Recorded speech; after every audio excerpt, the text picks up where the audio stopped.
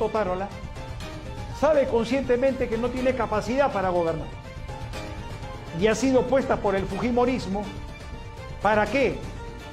Para poder seguir sosteniendo el narcoestado, que es más imperante, que hay una lucha en el Poder Judicial entre los jueces y fiscales honestos contra los jueces y fiscales corruptos que viven del narcotráfico. Eso no es una calumnia, es una realidad, y es una realidad viviente dentro de la nación. El Perú es un narcoestado dominado por el fujimorismo, que es un narcopartido político. La CONFIEP, que es verdaderamente el ente que tiene las 10 camisetas de los 10 partidos que reinan en el Congreso de la República, son los verdaderos dueños de la pelota, de las camisetas, de la cancha y de todo. Esa es la realidad. Entonces, una presidenta que es sostenida por el fujimorismo, Perú Libre, que está de espaldas al pueblo, y ha aceptado el neoliberalismo como política de Estado en el Perú.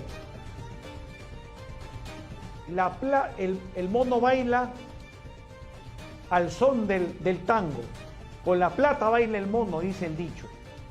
Nosotros hemos visto con estupor un mensaje de la Presidenta de la República que verdaderamente no sé en qué planeta vive. Dina Ercilla Boluarte Segarra tiene que tener la entereza moral de renunciar. Se ha ido al Brasil, le permite el Congreso de la República dirigir a la nación y dirigir los estamentos de la nación por computadora.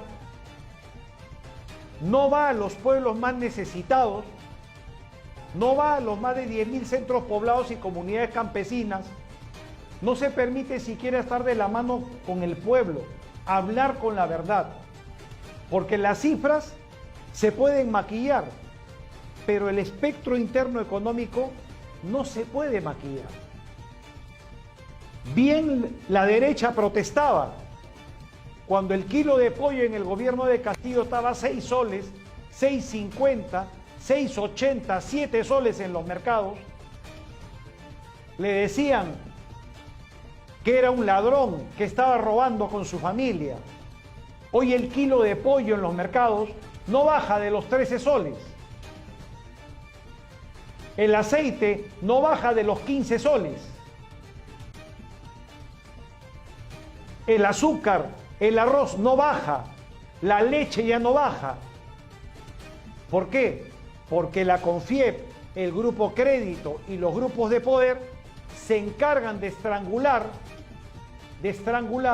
la necesidad del pueblo. Por eso en el video que sacamos el año pasado, en el cual salía Keiko Fujimori hablando del acuerdo que tenían con la CONFIEP, era precisamente para sacar a Castillo. Hoy nosotros hemos querido regresar acá a Nacional TV Perú para poder comenzar otra vez del principio. Directo al grano, saldrá todos los viernes a las 7 de la noche en vivo. Vamos a hacer una casuística más profunda. Vamos a hacer campaña en nuestra casa. Keiko Sofía Fujimori Gucci a mi derecha, una narcopolítica.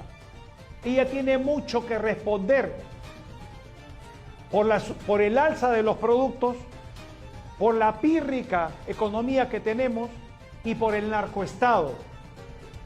Amante de Joaquín Ramírez Gamarra, actual alcalde de Cajamarca. Nosotros hemos recibido en la última semana amenazas de muerte. Nosotros hemos seguido en nuestra campaña política. Nosotros hemos de alguna manera tratado de llegar al pueblo y llegamos. Nos llaman de todas partes de la República. Hemos salido 4 veces de la Plaza San Martín a través del Chinchanito.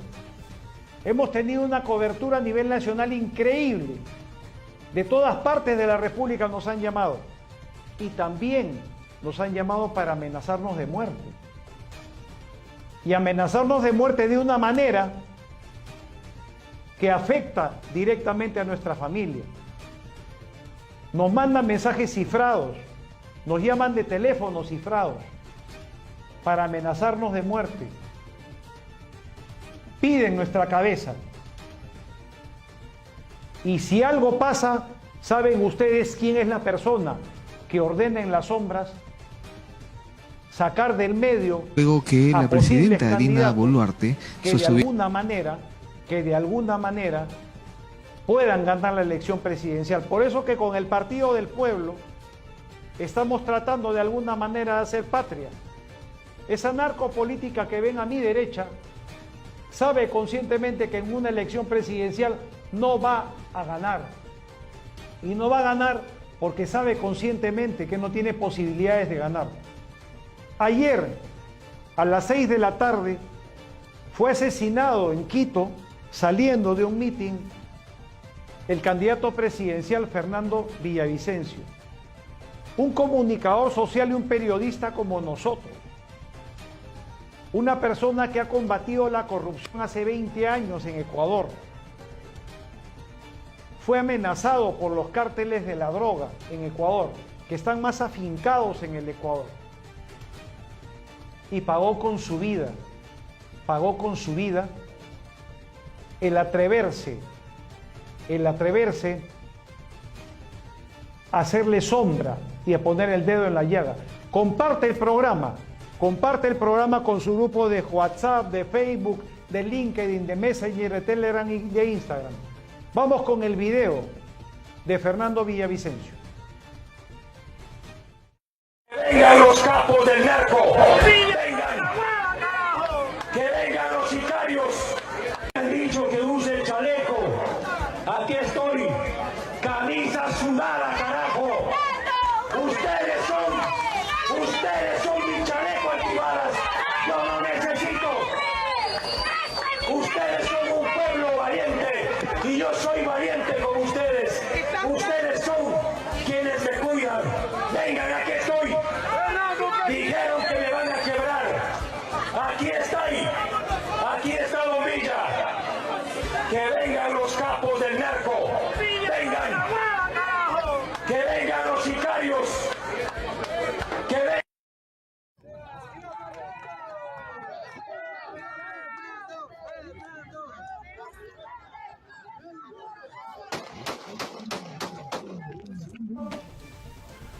Ahí lo vieron, vilmente asesinado Fernando Villavicencio.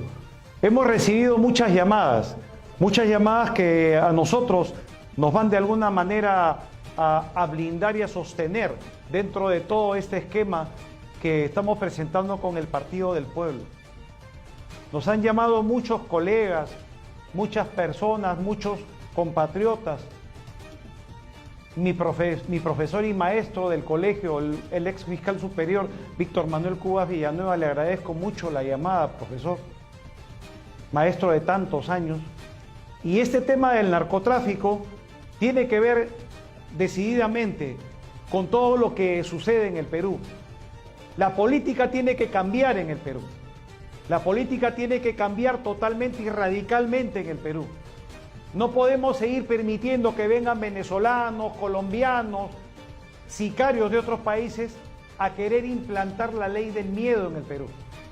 Nosotros no podemos permitir eso, porque esta tierra bendita que se llama Perú está acá precisamente ¿para qué?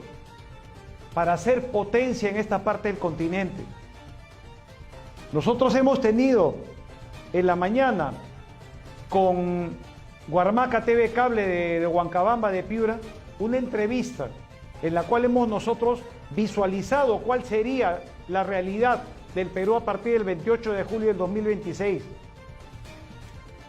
Y reafirmamos nuestros principios. Reafirmamos el principio de abolir la Constitución del 93 y poner en ejecución la de 1979. Reafirmamos irrestrictamente denunciar el Pacto de San José y declarar la pena de muerte para lacras sociales y políticos corruptos. ¿No? como lo hemos repetido más de una vez. Narcotraficantes, sicarios, delincuentes, familias que comercian con drogas, fumones, feminicidas, violadores y gente de mal vivir. Pero también para políticos corruptos que han usufructuado el erario nacional, que han tenido la cara dura de engañar al pueblo con cifras maquilladas, que no han hablado la realidad de la situación, le han mentido vil e impunemente a la nación, han mancillado el honor de los principios sagrados de la patria.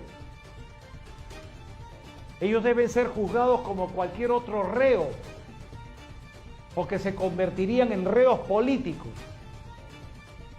Y para eso nosotros tenemos que hacer una reestructuración total del Poder Judicial. Los jueces y fiscales corruptos que viven del narcotráfico y que son blindados por el narcotráfico, a ellos se les debe aplicar la pena como fue en Singapur. El pueblo soberano es el dueño de la nación. Dice el refrán, la voz del pueblo es la voz de Dios. Y la voz de Dios no está siendo escuchada, porque estos políticos le venden el alma a la élite. Y la élite luciferiana, que domina la economía mundial, lo único que le interesa es, como sea, aniquilar los 2/3 de la humanidad. Esa es la verdadera tarea de la gente oscura encabezada por Jacob Rothschild, y que a través de George Soros, de su hijo de George Soros, y a través de dos delfines fundamentales que tiene el Perú, como Salomón Lerner Guitis y Gustavo Gorriti Lembogen, le contaban la vida y milagros del Perú a George Soros. Pero como dice el refrán que el diablo se la olla pero no la tapa, poco a poco se está encarrilando el camino. El libre albedrío que Dios nos da es para saber lo malo y lo bueno, en definitiva. Pero sabiendo el camino malo, tenemos que siempre tratar de no equivocarnos en la vida. La estructura de una nación parte por una pirámide bien construida. Y en esa pirámide bien construida, la base de la pirámide son los más de 10.000 centros poblados y comunidades campesinas. Yo le pregunto a Dina Boluarte y a Alberto Tarola, que están a mi derecha, ¿han hecho algo verdadero y fundamental por resolver el problema real de esos más de 10.000 centros poblados y comunidades campesinas? Jamás lo han hecho. No solo este gobierno. Castillo no lo hizo. Castillo tenía que hacer algo fundamental que un presidente de la República tiene que hacer. Olvidarse del apoyo que tuvo en la campaña y gobernar para el pueblo soberano, para ese pueblo necesitado que caminó 8 horas para votar por él, saliendo de su caserío bien temprano de madrugada, y que caminó otras 8 horas de regreso de la votación. El presidente de la República es el que sabe geopolíticamente la interna y la externa de la nación. El resolver los problemas internos, el resolver educación, salud, trabajo, vivienda, agua, desagüe, luz, canales de distribución, el tren Tumbes-Tacna, el megapuerto de Bayóvar, el megapuerto de Leila San Lorenzo, Corío, el megapuerto de Hilo, el puerto pasante de Bahía Punta Salinas en Huacho, que va a unir el tren Tumbes-Tacna, pero que va a salir de Bayóvar hasta Nauta, enganchándose con la parte norte de Brasil, hasta Belém do Pará. Ese proyecto que nosotros tenemos, y que gracias al ingeniero Dougal McClellan López, lo tenemos como plan de gobierno para poder llegar a darle trabajo a 2,5 millones de personas solo con el tren Tumbes-Tacna. Si agregamos a ese la construcción del megapuerto de la isla San Lorenzo, ya son 5 millones de puestos de trabajo estables. Eso lo sabe el ministro de Economía, eso lo sabe el premier Otárola, eso lo saben los expresidentes que viven todavía en el Perú, eso lo sabe la élite financiera nacional y eso lo sabe la élite financiera luciferiana mundial, que el Perú tiene todas las condiciones para un medio lustro de 4 o 5 años sentar la base sólida de lo que va a ser el Perú en 10 años potencia mundial. No es utópico, es una realidad, es real y contundente. Por eso que en la mañana conversando con Radio TV Huarmaca de Huancabamba, le decíamos, no es posible que el campesino le pagan $1.50 por la arroba de papa en la chacra. 12 kilos que tiene una arroba, le pagan $1.50. Si un campesino, dijimos en la mañana, al mediodía, tiene 20 hectáreas y por cada hectárea bota 20 toneladas de papa, que son 20.000 kilos, son 400.000 kilos. ¿Ok? Y esos 400.000 kilos le va a generar a 2 soles el kilo en chacra, le va a generar 800.000 soles por campaña al campesino. Eso lo tiene que hacer un gobierno que verdaderamente piense en la agricultura, que sostenga el abono orgánico, no la urea, porque la urea está siendo jineteada económicamente como el azúcar, el arroz, el aceite, ¿no? La leche en polvo, la leche en tarro, acorde a la necesidad. No se puede jinetear la urea como lo hacen las cooperativas agrarias azucareras, que para pagar planilla bajan el precio y para la ganancia de ellos suben 30 soles el saco. ¿Y le pagan cuánto al campesino, al productor de la caña? Le pagan 15 soles por tonelada. Y estoy siendo generoso. Un campesino que tiene 20 hectáreas, que tiene 20.000 kilos, que tiene 400.000 kilos de papa al mercado, pagándole 2 soles, son 800.000 soles. Tiene de sobra para pagar impuestos. Entonces, en una reestructuración de la SUNAT, vamos a hacer varios cortes financieros que van a permitir el ingreso que necesita el Perú. Nosotros hemos sostenido y hemos hablado con tributaristas que la reestructuración contable, financiera y económica que necesita la nación es base fundamental para que esos más de 10.000 centros poblados y comunidades campesinas tengan de alguna manera el presupuesto que no han tenido. Y el presupuesto para el desarrollo son 40.000 millones de dólares anuales. Si tenemos nosotros que de los 70.000 millones diarios que mueve el Perú, 52.500 millones son de la banca informal, que no paga impuestos. ¿Ok? De esa banca informal, que gana el 20% diario, 10.500 millones de dólares, que gana 315.000 millones de dólares mensuales, que gana 3.780.000 millones de dólares anuales. El 5% de esa cantidad son 189.000 millones de dólares de caja fiscal. Y eso se lo presentamos a Aníbal Torres Vázquez en agosto del año pasado, cuando él era premier de la República, y se lo mandamos a su secretaria por WhatsApp. Tengo el cargo de envío aquí en el celular. Pero la figura con la banca privada que mueve 17.500 millones de dólares diarios,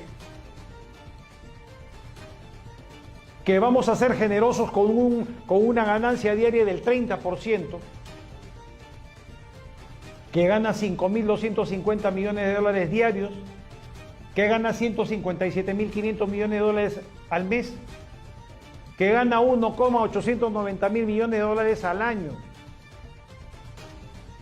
35% son 661.500 millones de dólares.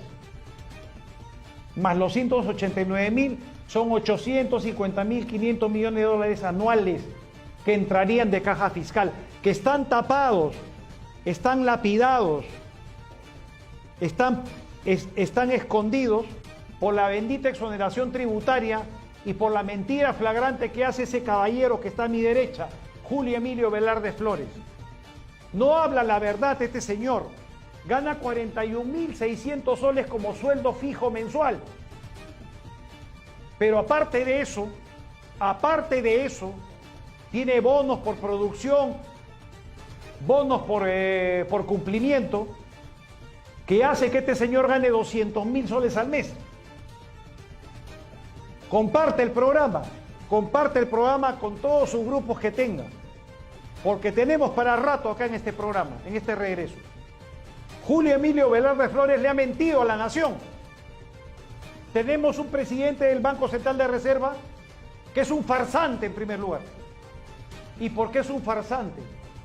Porque si dicen los datos venidos del Banco Central de Reserva, que el Perú tiene 75.000 millones de dólares de reserva, a una media que vale el kilo de oro en el mercado de Londres, que es el que rige a los metales, 60.000 dólares por kilo, dividiendo 75.000 millones de dólares entre 60.000, el Perú, en las bóvedas del Banco Central de Reserva, debería tener 1.250.000 lingotes de oro de kilo, verdaderamente refrendados, y que verdaderamente el pueblo que paga los impuestos sepa conscientemente que no es fierro bañado en oro, sino es oro macizo. Yo le pregunto a usted, ¿alguna vez el pueblo ha visto el oro en reservas que tiene la nación? ¿Alguna vez el Banco Central de Reserva ha sido transparente con el pueblo? Al pueblo lo ningunean. El pueblo es carne de cañón, dicen. El pueblo no sirve, no entiende. Lógicamente no entiende si no le das educación, si no le das una buena salud, si no le das las fuentes de trabajo necesarios para un ser humano normal. Entonces el esquema es un cambio de visión, una reestructuración necesaria para que esos más de 10.000 centros poblados y comunidades campesinas que incido en esa faja de contención importante, por fin sean considerados seres humanos, por fin sean considerados hombres y mujeres iguales, porque ante los ojos de Dios todos somos iguales. Julio Emilio Velarde Flores va a tener el 2026 20 años en el Banco Central de Reserva. El banquero que ha hecho que el sol sea el dólar de Latinoamérica, con 75% de banca informal, con 25% de banca privada, que la mayoría está exonerada de impuestos por los congresistas y los congresos de cada gobierno, las transnacionales que no pagan impuestos por el contrato ley. Y así Julio Emilio Velarde Flores se permite llamarse el banquero del siglo en el Perú. Óigame, hay que ser bien tosudo para quererme a mí ver la cara de imbécil, pues. Nosotros tenemos la obligación, como futuros candidatos a la presidencia, de decir todo lo que estamos diciendo en este momento. Recuerdo algo fundamental e importante. Hasta 1965, Singapur era colonia de Malasia. En 1965, Singapur se independiza de Malasia. Y al independizarse, tenía el 98% de su población analfabeta. Analfabeta. Singapur naturalmente no tiene recursos naturales, no tiene la riqueza hidrobiológica ni natural que tiene el Perú.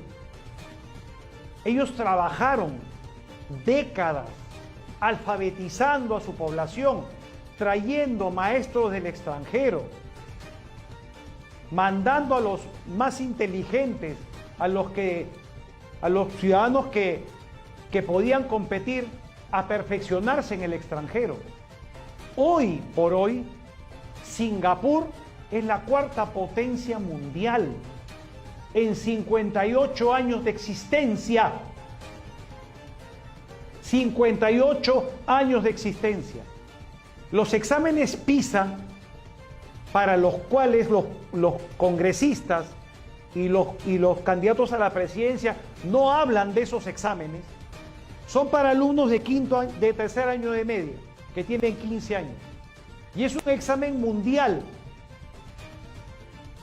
Comprensión lectora, comprender lo que lees e interpretar lo que lees, ciencias y matemáticas. Singapur, los últimos 20 años, pelea el primer lugar con Finlandia, que es el país de Europa con más alta cultura y educación de ese continente. Un año sale Singapur primero, Finlandia segundo. Al otro año cambian y se van rotando.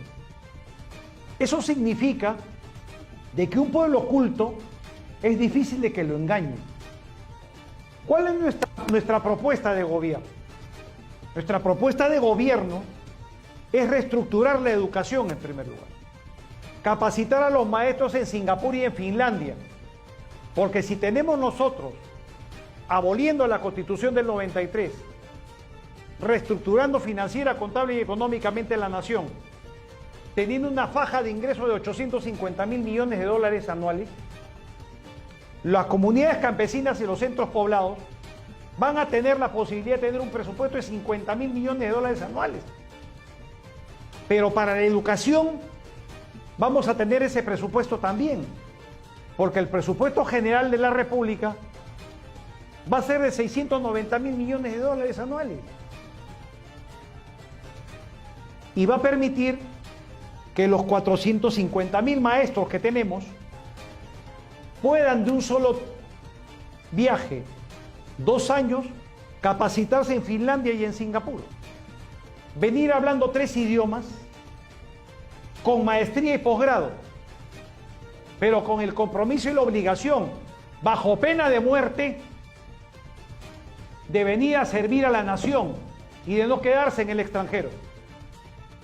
Cuando nosotros decimos, y el presidente del Banco Central de Reserva a nuestra derecha, que un gobernante tiene que ser transparente, decimos claramente que nosotros vamos a firmar la pena de muerte voluntaria. En caso de usufructo del erario nacional, me someto al pelotón de fusilamiento. Y eso lo firmo ahora. Yo no tengo rabo de paja. Yo lo firmo ahora sin miramientos. Pero también exijo que los vicepresidentes de la República lo firmen. También exijo que los ministros de Estado lo firmen. También exijo que los congresistas de la República lo firmen. También exijo que los más de 270.000 altos funcionarios del Estado lo firmen. 80% de ellos son fujimoristas. Y los más de 2,5 millones de servidores civiles y militares de las Fuerzas Armadas y policiales van a tener la obligación de firmar esa pena de muerte voluntaria. ¿Quieren cambiar el destino de la nación?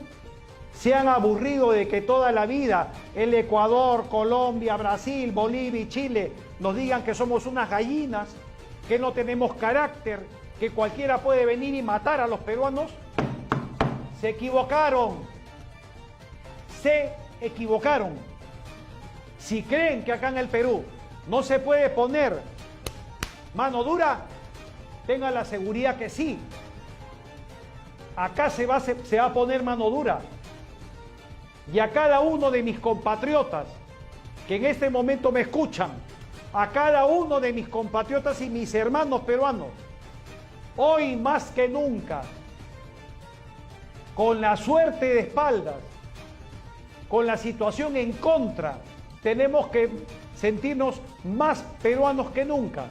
Tenemos que sentirnos orgullosos de ser peruanos, de haber nacido en esta hermosa Tierra del Sol. Pero el tema de la educación no vuelve solamente por mandar a los maestros a que se capaciten al extranjero. Pasa porque los colegios del Estado, los colegios nacionales, los institutos de educación superior tecnológico público, las universidades del Estado, nacionales hablo, tienen que ser la cara del Estado, la cara nacional y la cara internacional.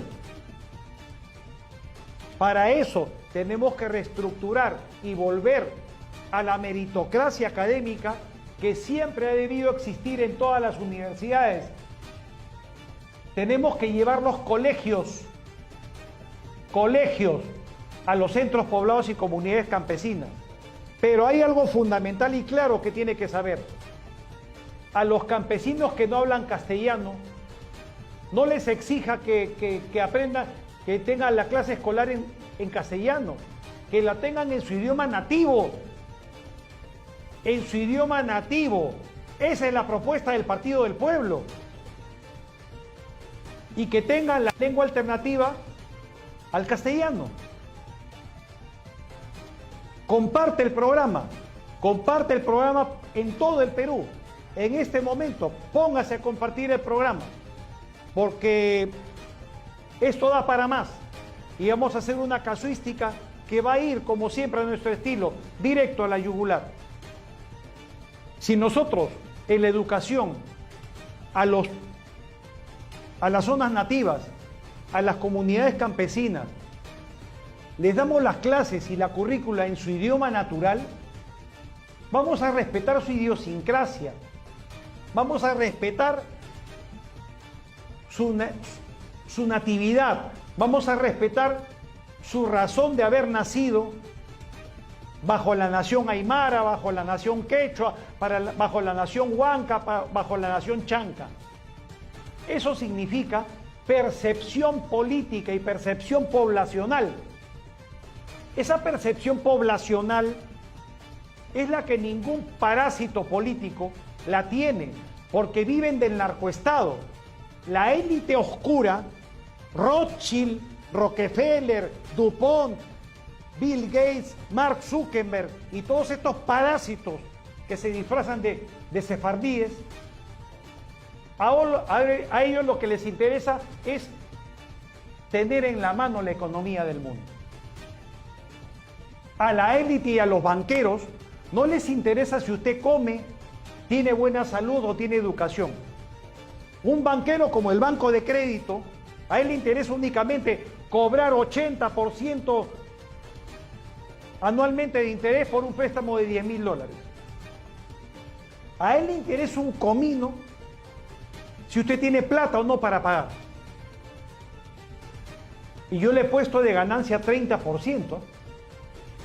30% le he puesto de ganancia. Para ser generoso, cuando debería ser 60%. Y si fuera 60%, esos 661.500 millones de dólares se multiplican por 2. ¿Ok? Se multiplican por 2. Estamos hablando de 1,332 mil millones de dólares. 1 trillón. 332.000 millones de dólares. Más los 189.000 es un trillón y medio de dólares. ¿Usted cree que con esa caja fiscal no podemos repotenciar al Perú en 4 años? ¿No podemos de alguna manera nosotros aniquilar el desempleo? El ordenamiento de una nación viene de abajo para arriba, de adentro para afuera. Uno primero se pone la truza y después el pantalón. La lógica implica debilidad del Estado, la corrupción. Con una política Singapur a nuestro estilo, aniquilamos la corrupción totalmente, sin miramientos. Y las Fuerzas Armadas y policiales van a tener que poner las barbas en remojo. Acá hoy día, señor policía, señor miembro de la Guardia Civil, de la Guardia Republicana, de la Policía de Investigación desde el Perú, asimilado en una sola Policía Nacional, hoy tiene que escoger verdad o mentira, realidad o falsedad, Dios o el diablo. Hoy tiene que escogerlo, porque si tú crees en la coima, le sacas la vuelta a tu mujer y haces desperdicio de tu vida,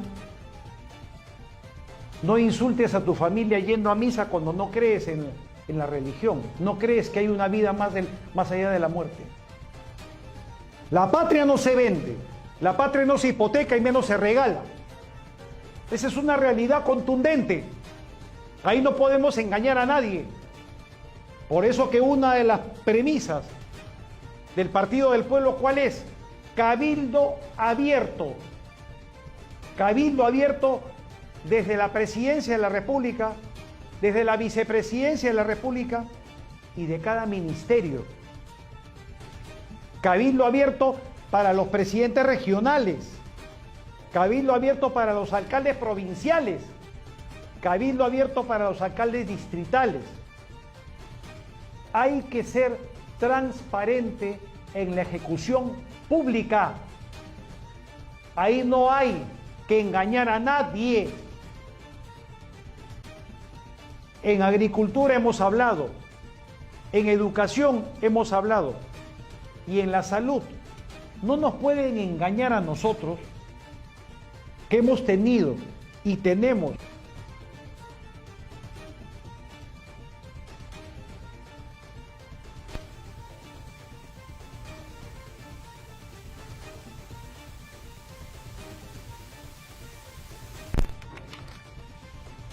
clínicas. En 3 hectáreas hacemos un hospital para 1.500 camas clínicas con 8 pisos y un laboratorio propio del hospital. Habría ahí estacionamiento para 1.500 carros.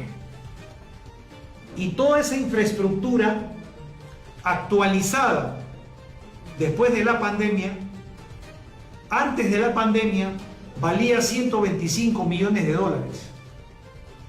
Después de la pandemia, vale 150 millones de dólares. Pero si nosotros tenemos 20 hospitales o 40 hospitales, es una inversión de 6.000 millones de dólares. 40 hospitales que le va a permitir tener 60.000 camas clínicas ocupadas y una atención mensual de 6 millones de pacientes. Una salud acorde a la exigencia internacional. En el sector salud se acaban las mafias en primer lugar. La pena de muerte voluntaria es para todo funcionario público, hasta el médico, porque no puede jugar con la salud, porque los enfermos de cáncer merecen una mejor calidad de vida, porque los minusválidos merecen una mejor calidad de vida. He visto cosas en este recorrido que hemos hecho por el Perú que usted no lo creería verdaderamente. Y eso es culpa de esta carroñera clase política, y discúlpenme el exabrupto, pero no puedo calificarlo de otra manera, que no le interesa ir más allá de lo evidente. Las Fuerzas Armadas y Policiales van a tener que escoger cuál es el verdadero sentimiento que van a tener con la nación, en primer lugar. Yo desciendo a mucha honra de héroes de la Guerra del Pacífico. Yo desciendo de un teniente segundo de infantería, Miguel Ortega, muerto en la línea de San Juan el jueves 13 de enero de 1881. Muerto como muchos patriotas heridos en el repaso. Mi tío bisabuelo materno. Pero su hermano mayor, Agustín Ortega, teniente primero de caballería, murió 2 días después en la línea de Miraflores en el segundo reducto, el sábado 15 de enero de 1881. Y en ese segundo reducto murieron 3.350 hombres, pues. Que digan los historiadores de Ventana, los historiadores cucaracheros, que digan cuál es la verdad de la milanesa. Que salga algún general a decirme que estoy mintiendo, que esas personas no están en los partes de guerra. Revisa los partes de guerra. Ten la cara limpia de decirme que no, que es mentira lo que yo estoy diciendo. En ese segundo reducto murieron 3.350 hombres, 2 batallones de San Marcos, uno de ellos de estudiantes de medicina, 2 batallones del entonces colegio, Escuela de Ingenieros, que después fue la Universidad Nacional de Ingeniería. Murieron 2 batallones de cuarto y quinto año de media del glorioso Colegio Nuestra Señora de Guadalupe, que está ubicado en Bolivia, Uruguay y Alfonso Ugarte y Chota. 2 batallones del Colegio Lima San Carlos. Murieron bomberos, la Guardia Chalaca. En Miraflores, José Nicolás Baltasar Fernández de Piero y Villena dejó acantonados 8.000 hombres en San Juan y 6.000 en el Callao que no participaron en la batalla. Y después del repaso hubo un solo sobreviviente. Uno que la clase política y la clase oligarca lo ocultó, porque es un cobarde, porque es un asqueroso y miserable cobarde. Augusto Bernardino Leguía, que después del repaso apareció 2 veces elegido presidente de la República. Los militares tienen que saber conscientemente que tanto el Ecuador, Colombia, Brasil, Bolivia y Chile son nuestros enemigos y que les molesta la existencia geopolítica del Perú. Entonces un candidato presidencial tiene que tener la sapiencia necesaria para poder enseñar al pueblo lo que verdaderamente necesita saber. La historia no se miente. Quienes descendemos de héroes de la Guerra del Pacífico sabemos los horrores de la ocupación chilena. Entonces ustedes creen conscientemente que Juan Alejandro Sebéjar, como presidente constitucional de la República, me voy a sentar a la mesa con un chileno. Jamás. Yo no escupo mi descendencia. Y las Fuerzas Armadas y Policiales van a tener que ponerse el calzón de castidad, el cinturón de castidad. Van a tener que escoger en este momento si quieren de alguna manera seguir con el narcoestado que impera en la nación, o poner en lo más alto del mundo la bandera nacional. A mí me han enseñado claramente, siempre apréndete este axioma: ni soplón ni traidor. Y a pesar de lo que le ha sucedido a Fernando Villavicencio en el Ecuador, vamos a enfrentar la campaña política como venga. Vamos a salir adelante en esta campaña política. Pase lo que pase y le guste a quien le guste. No vamos a permitir de ninguna manera la coacción. Al canal lo han querido coaccionar. A mí me están coaccionando. Me han querido silenciar de alguna manera. El almirante Montoya nos mandó seguir con personal de la Marina de Guerra. Le han sacado fotos a mi esposa, a mi hijo. ¿Con qué autoridad moral? ¿Qué? ¿Nosotros somos ladrones? Los corruptos son ellos. Los que protegen el narcotráfico son ellos. Los que le mienten a la nación son ellos. Los que se roban el presupuesto son ellos. ¿Qué me van a decir a mí? Que por salir a decir la verdad estoy engañando. Jamás. Jamás. Que dentro del estamento histórico naval hablen y digan quién era el comandante Panizo. El comandante Panizo era pirolista. Era pirolista. E historiadores ocultos que han revisado la historia, uno de ellos me señala, siendo el comandante Panizo pirolista en la Guerra del Pacífico, comandante de la Marina de Guerra del Perú, puede ser la persona que entregó la carta naval para que los chilenos lo ubicaran a Miguel María Grau Seminario en Punta de Angamos. Porque Piérola sabía algo fundamental, que si Grau salía bien librado de Angamos, en una elección presidencial, Miguel María Grau Seminario iba a ser el próximo presidente de la República. Por eso que para un personaje traidor y carroñero como José Nicolás Baltasar Fernández de Piérola y Villena, era importante que murieran dos personas: Francisco Bolognesi Cervantes en el Morro de Arica y Miguel María Grau Seminario en Punta de Angamos. Por eso que la historia no se dice tal como es, pues. Por eso que Jorge Basadre Groman en un epitafio señala y dice: Perú tierra de pillos, ladrones, entreguistas y vendepatrias. Nosotros hemos querido, de alguna manera, y comparte el programa, después de que termine, comparte el programa. Cualquier persona que quiera comunicarse conmigo, 933-474-138. Tú que eres del centro poblado, de comunidad campesina, tú que eres de provincia, tú que eres de región, comunícate conmigo. El Partido del Pueblo quiere a los verdaderos líderes que representen a la masa y representen a su comunidad, para que tengan la posibilidad en elecciones internas representar al Perú y representar al partido como postulantes al Congreso de la República. Comparte el programa con su grupo de WhatsApp, de LinkedIn, de Messenger, de Telegram, de Instagram y de Facebook.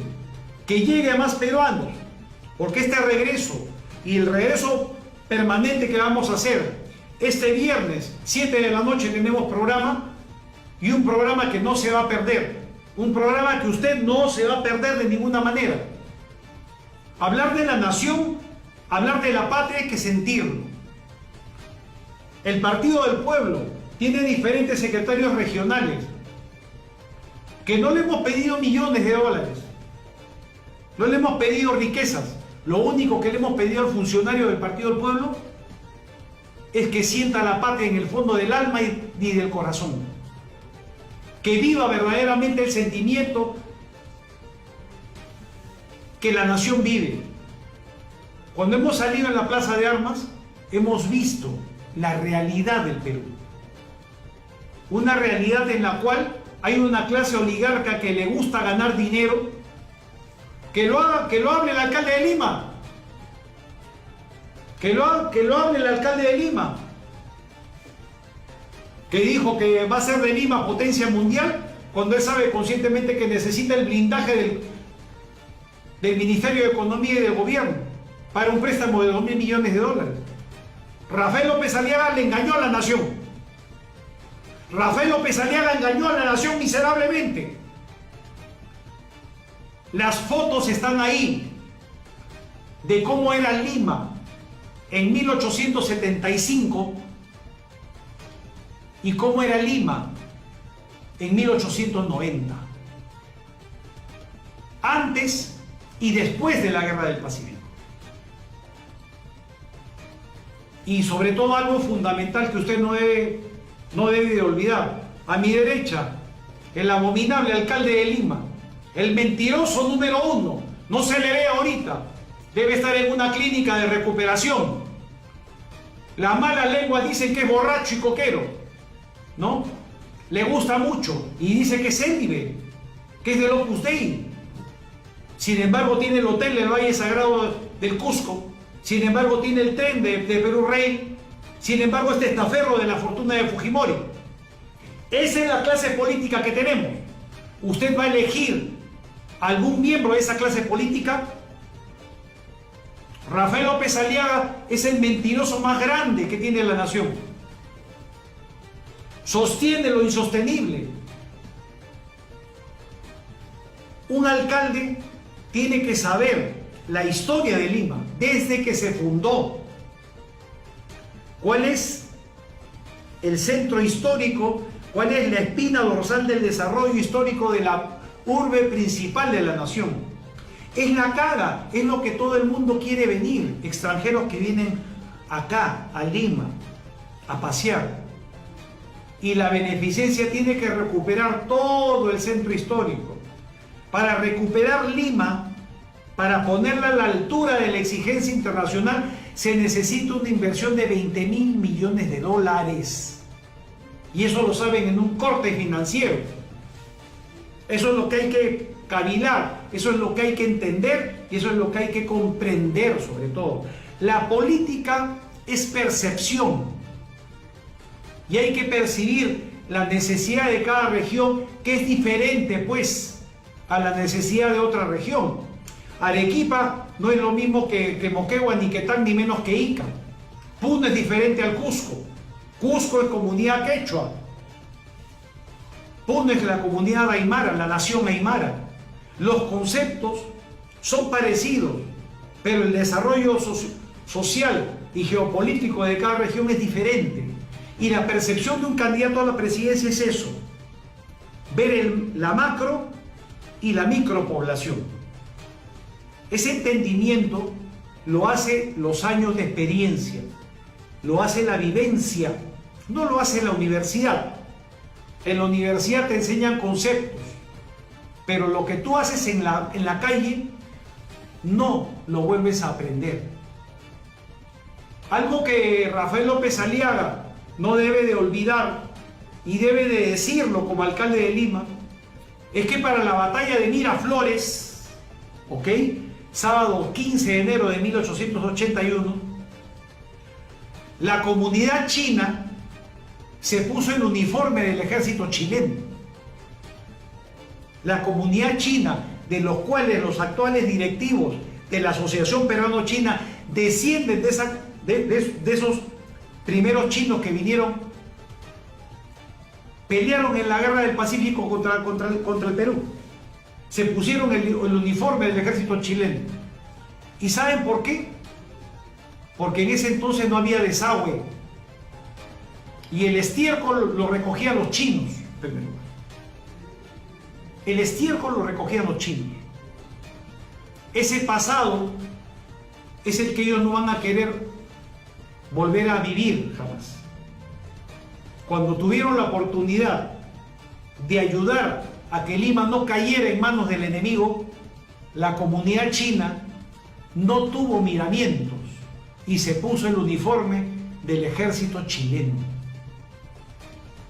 Están ahí las fotos, que poco a poco vamos a recapitular otra vez la toma de Lima en 7 capítulos. Vamos a recapitularlo otra vez, para que eso no se olvide, para que no se olvide la traición de José Nicolás Baltasar Fernández de Piero Leguillén, del coronel Justo Leiva. Apure Leiva, todavía es posible flanquear al enemigo. Vire por Azapa, Arica no se rinde, pelearemos hasta quemar el último cartucho. Asqueroso y miserable traidor. En esta campaña presidencial van a pasar miles de cosas, pero lo que el Partido del Pueblo no va a hacer es hipotecar sus principios. El Partido del Pueblo no va a hipotecar los principios, va a defender los estamentos fundamentales de la nación. Y nosotros vamos a pelear hasta el final. Y le pedimos al Jurado Nacional de Elecciones, a la OMPE, que sean imparciales, que Don Dinero no ponga congresistas, que Don Dinero no ponga gente indeseable en el Congreso.